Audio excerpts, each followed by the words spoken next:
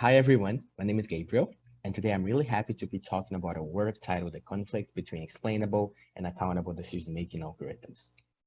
One of the primary aims of explainable AI is to maintain accountability for algorithmic decision-making. The main idea is that explainability would help maintain meaningful human control and thus moral responsibility. In this paper, we question whether explainability does indeed facilitate finding the entity responsible when an algorithm makes a harmful decision. While one would expect explainability and accountability to walk side by side, we discuss how this might not necessarily be the case.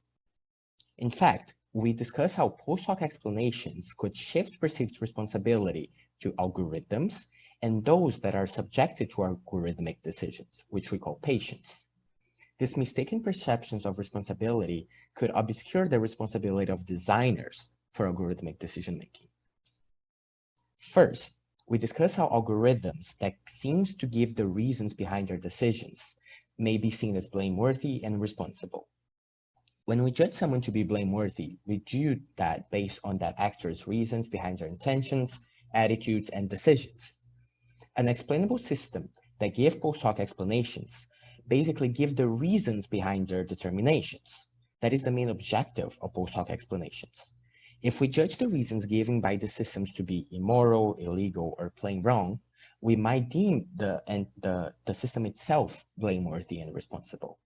The issue here is that this perception could obscure the role of other human actors. Another entity that may be seen as responsible when something goes wrong are those that are subjected to algorithmic decisions. Post hoc explanations are designed to empower and give control for those that interact with them in a post hoc manner.